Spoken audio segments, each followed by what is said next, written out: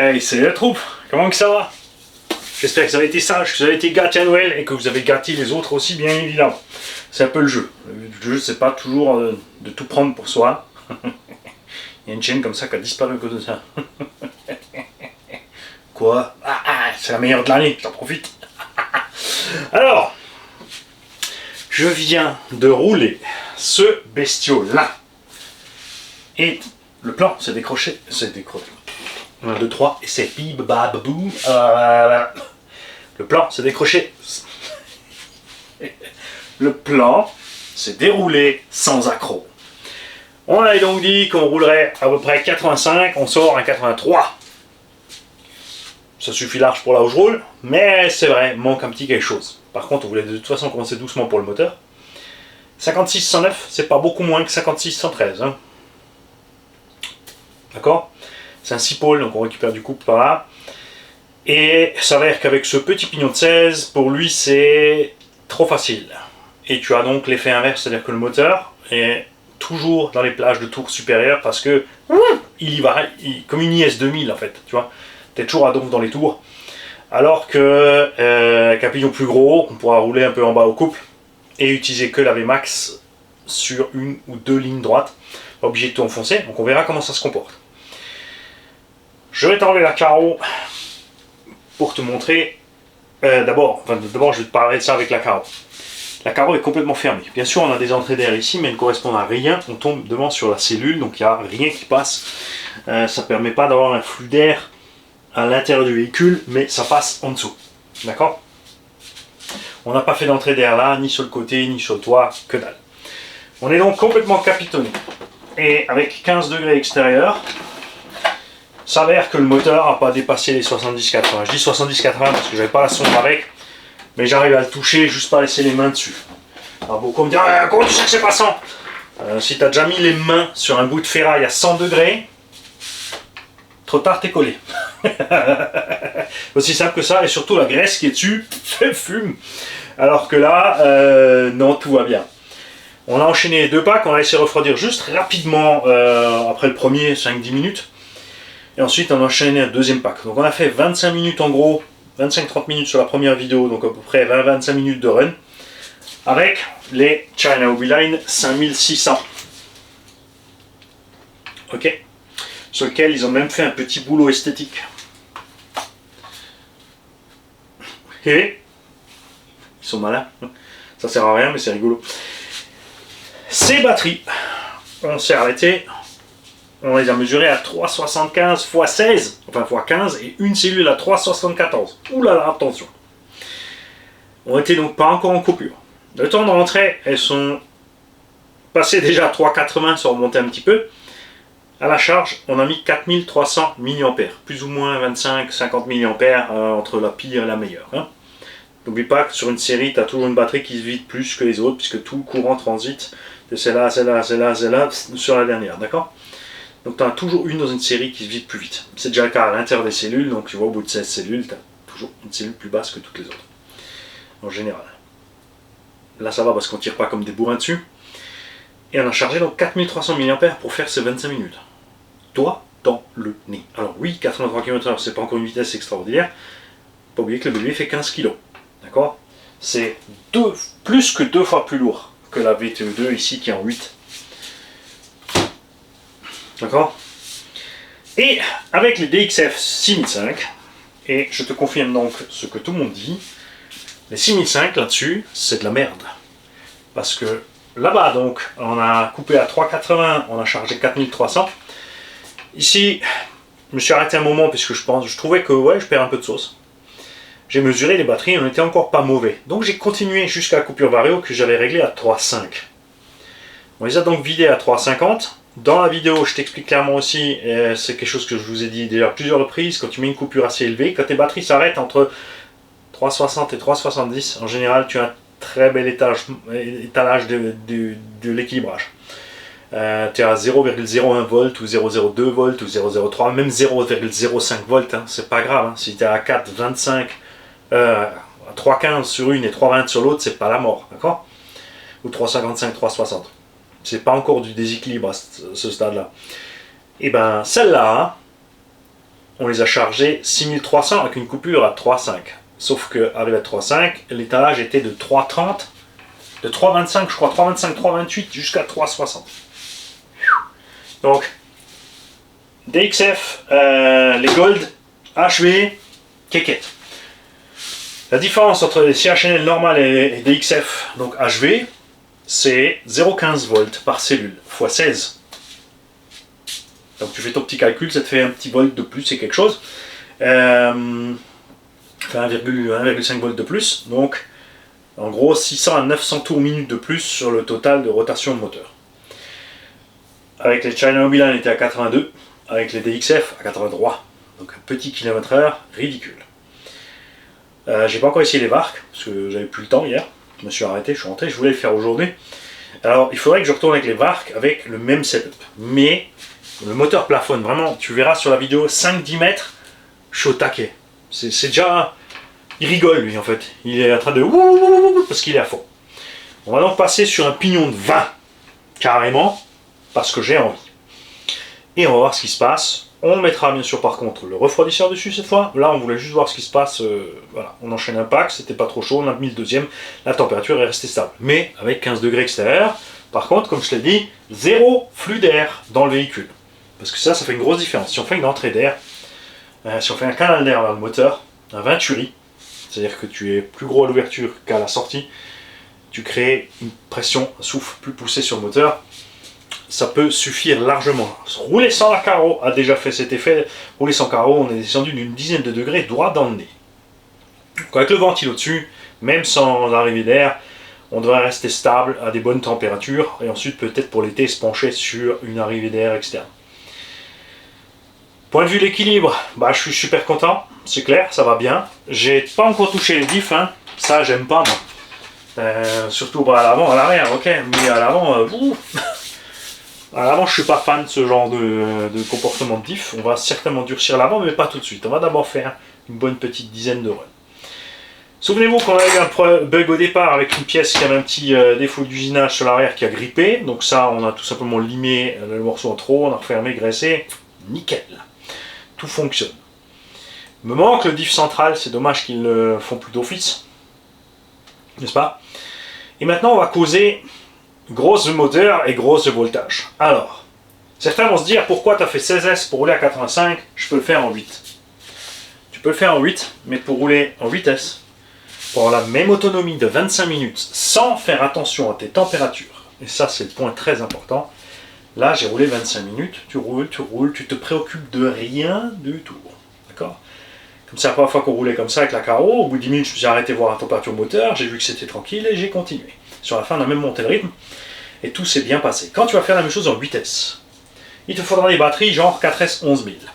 Alors tu auras le même poids final bien sûr que 4 batteries 4S, hein, puisque en gros tes 4S 11000 ça donne à peu près ça en longueur, tu vois. T'es quasi au même poids. Tu as un moteur qui a moins de kV, surtout final. On a 600 kV ici en 16S, ce qui correspond à un 1200 kV en 8S. Dans cette même taille 56-104, on consomme plus du double. D'accord? Tu ne peux pas comparer avec le Hobby 56-92, 1250 kV, parce qu'il est 90 à l'extérieur ou 92 à l'extérieur, mais à l'intérieur c'est un 85, même qu'à 82. Alors que les moteurs comme ça sans capteur, le rotor il va jusqu'au cul, le stator aussi, et on a quasiment toute la longueur du moteur, est vraiment le moteur. Moins 1 cm on va dire. Si tu mets 1200 kV en 8S, il faudra laisser le même pignon. Ton 1200 kV en 8S, il va crever. Pourquoi? Parce qu'il n'aura pas le couple nécessaire pour un entraînement avec un pignon de cette même taille. Il va galérer. Donc si tu prends le 58-113, le 800 kV au Bwin, il va bien, mais il chauffe, ça je te le promets, et tes lipos chauffent à mort aussi. À la fin des runs, les China Hobby Line étaient peut-être à 25 degrés.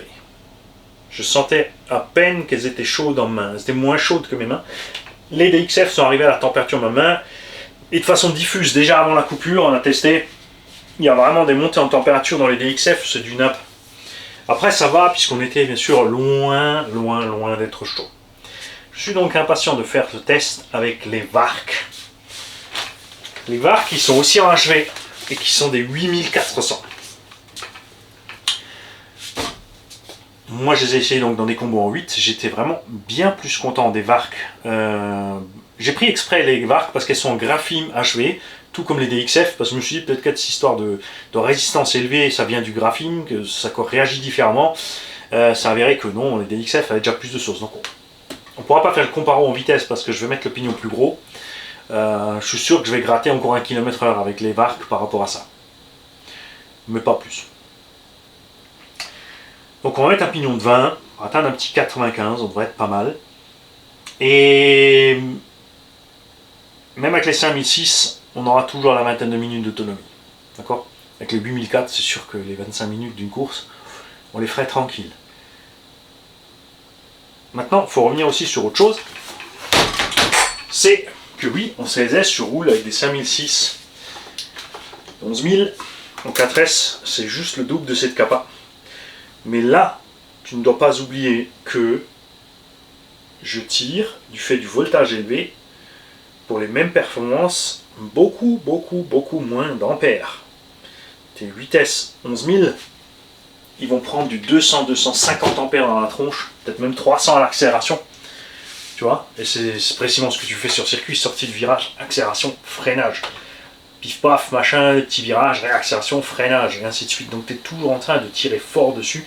Donc le voltage dans les cellules, il baisse, il repart, il baisse, il repart. Ce phénomène est aussi beaucoup moins marqué. Évidemment, ils ne sont pas encore prêts en compète à rouler en CSS. Parce qu'ils ne connaissent pas ces varios, ils s'entendent peut-être pas avec le fournisseur. Ces varios, c'est vrai, jusqu'à présent, ils n'étaient pas aussi fiables que les Obi-Wan, ça c'est sûr. C'est vrai que les combos 12S Obi-Wan, les G2, on est quand même sur un truc génial. C'est pas trop gros, le Max 5, hein. G2, on a le capteur pour une douceur d'enfer. On a maintenant le 650 kV, on a le mode turbo qui peut aussi permettre de grappiller encore facile.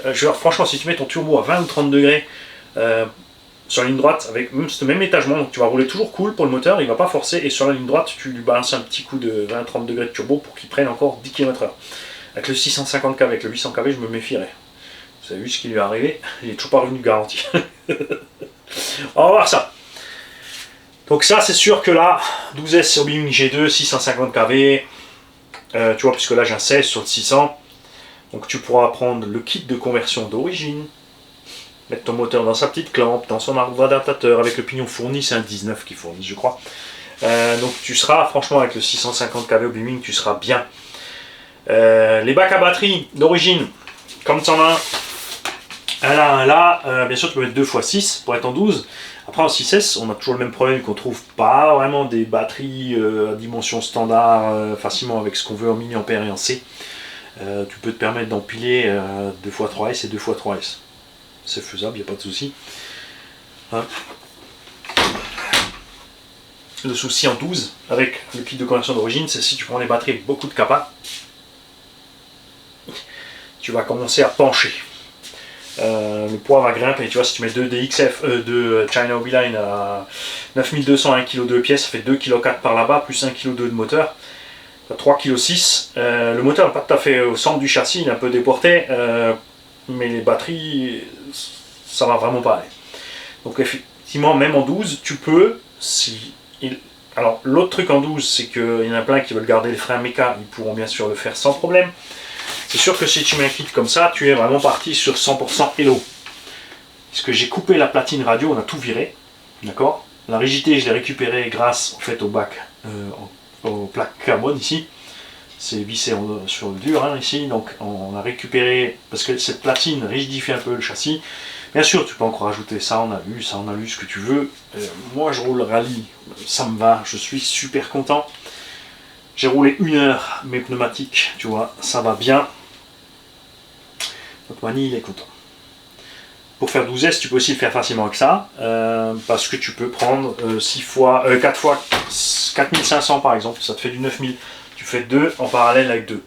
L'avantage d'utiliser des parallèles, par rapport à faire par exemple, tu vois, si tu fais 8S avec juste 2 batteries ou si tu fais 8S avec 4 batteries, 2 et 2 en parallèle, tu vas splitter la décharge. Tu vas splitter l'effort, mais tu seras toujours encore en 8S hein, avec des taux d'ampérage où tout ton matos va chauffer. En 12, ça va aller. Si tu roules, comme dit, avec la carreau, on a 15 kg. Sans la carreau, on en a plus que 13. 13 en 12S, ça va bien. Donc si tu prends une carreau de XS5, c'est-à-dire la carreau GT, par contre elle existe que sur le, je crois qu'elle existe que sur le châssis Pro. Faudrait se méfier, faut voir. Elle existe peut-être que sur le châssis Pro, la XS. Là effectivement, 2 kg c'est pas rien, c'est pas ridicule. Hein. Mais moi j'aime bien comme ça. Sur la vidéo c'est très marqué, j'ai roulé avec et sans pour vous le montrer, ça tangue, parce qu'après je suis encore resté souple sur mes réglages. Hein. Mais ça va super bien. Les vidéos arrivent. Puisque à l'heure où je te parle, normalement mercredi soir on a fait le live pour les tirages au sort. Si j'étais dispo et si j'étais pas dispo, t'auras rien. C'est comme ça, t'attendras. Et donc les roulages de la bécane là, devra encore arriver. Peut-être je vous en mettrai encore en fin de semaine. Hein, que vous puissiez voir ça. Vous effrayez pas, c'est en multilingue, donc français, allemand, anglais. Il y a quand même plus de français que quoi que ce soit d'autre, c'est juste en temps je coupe, je l'explique vite en allemand, hop, je l'explique vite en anglais, et on switch au français.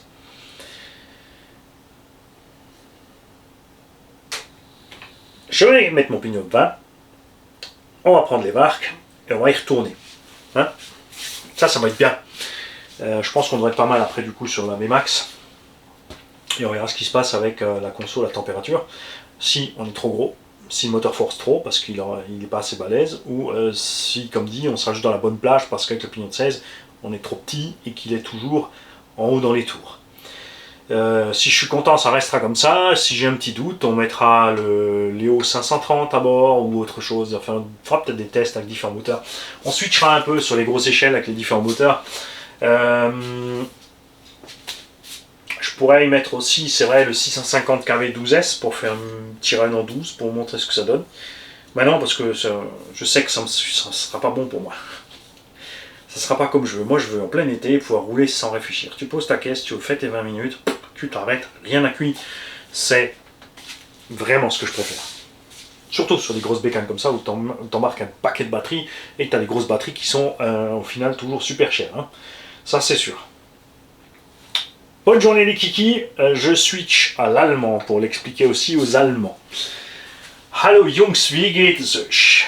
Ich komme zurück gerade von der Probefahrt von dem Airsnake V16 Pro MCD XR5, das ich mir gebaut habe, mit Hilfe von RC by Jerome, der mir die Carbon-Teile gemacht hat für die Lipos einzubauen. Er kann sie auch als Alu machen, für die es wollen, als Alu. Ich fand aber, dass der Carbon eine gute Lösung ist, vom Gewicht her, vom Platz her.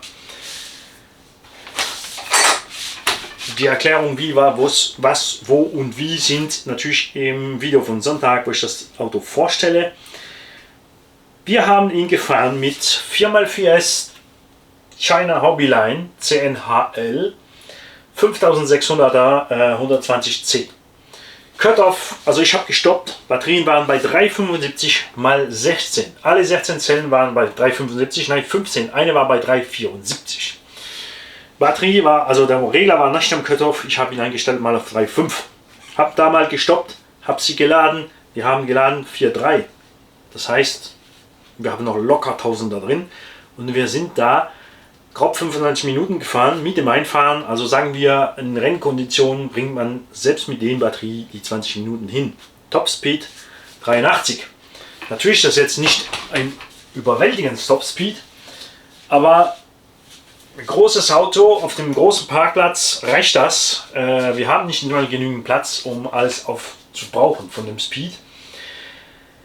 Die Batterie waren kälter als meine Hände nach der Fahrt.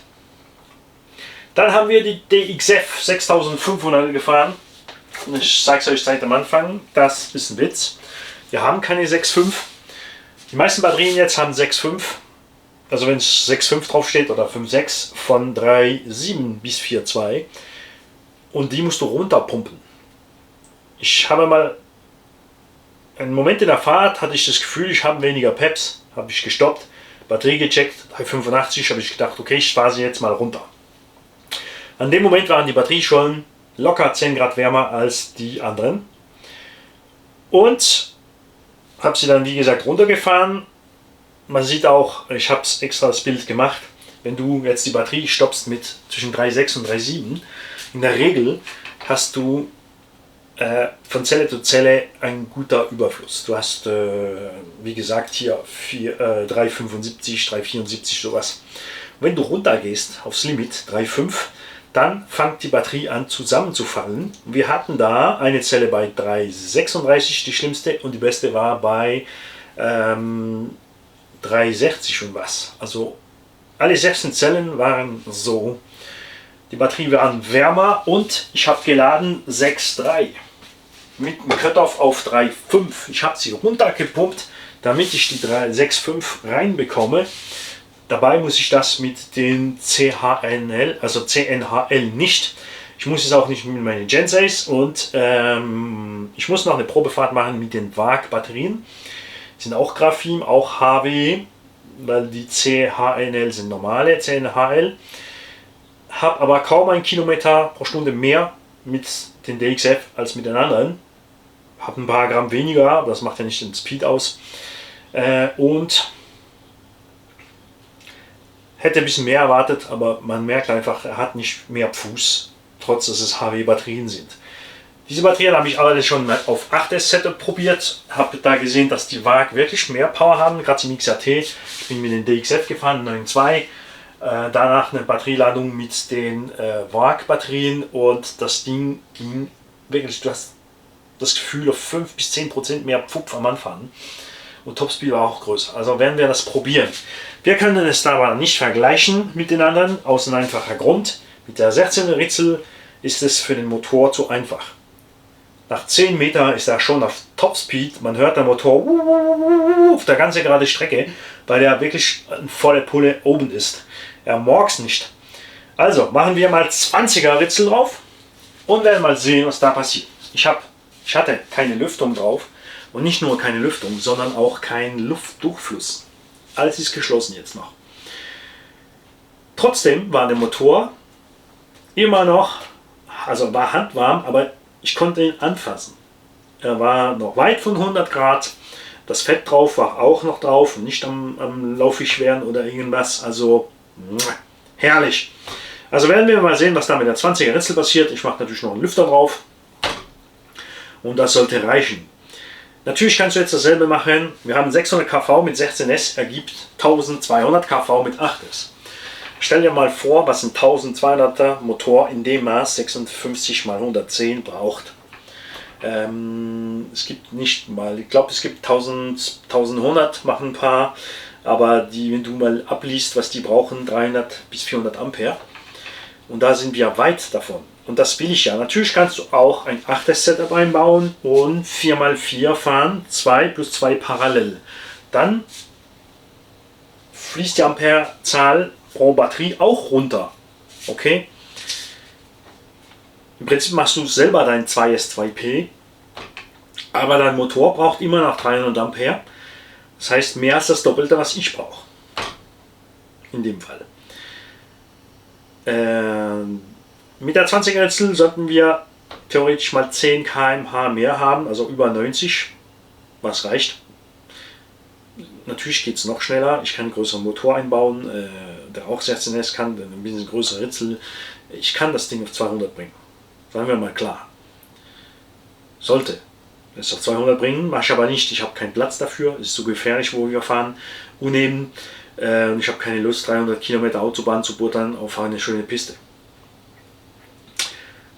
Irgendwann vielleicht mal diesen Sommer, wenn es klappt, machen wir was. Nehme ich alle meine Autos und mache sie alle auf Topspeed aus. Die größte Ritzel, das kleinste Zahnrad, nehme was zum Löten mit und alles, was ich brauche, damit ich die Motor umbauen kann, die Regler umbauen kann und etc., um jedes Auto das maximal rauszuholen. Es gibt dann eine 2-tägige Ausfahrt nur für das, wenn ich Lust habe. Weil ich habe so einen riesen Plausch mit so Autos zu fahren.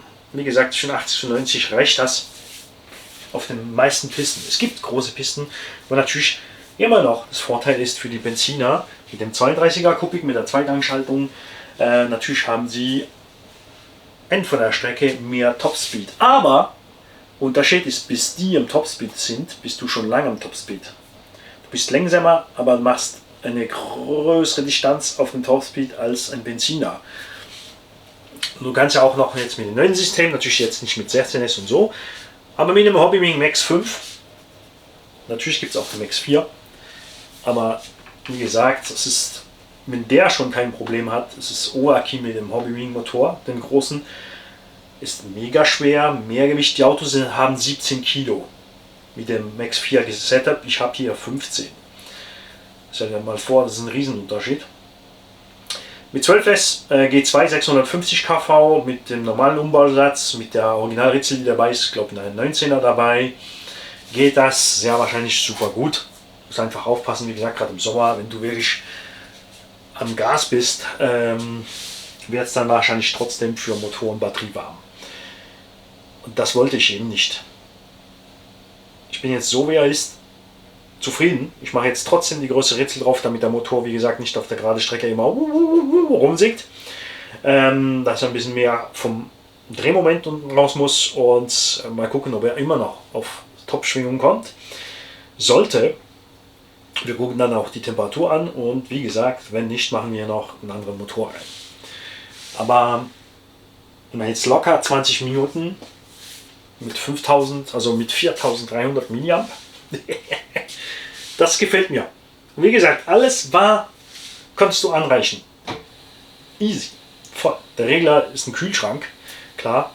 Der kann viel mehr, der kann ja 300 Ampere Spitze und ich habe da noch weit nicht, wahrscheinlich habe ich da nicht über 150 Ampere rausgelassen. Ich sollte mal einen Amperemeter ranhängen, das wäre mal cool, ein Temperatursensor und das ganze Zeugs, eine Kamera im Auto, die Bildschirm gegen die Kamera, fahren, filmen, was ich fahre und vielleicht so wie ein kleiner Armaturenbrett machen unten mit dem Zeugs.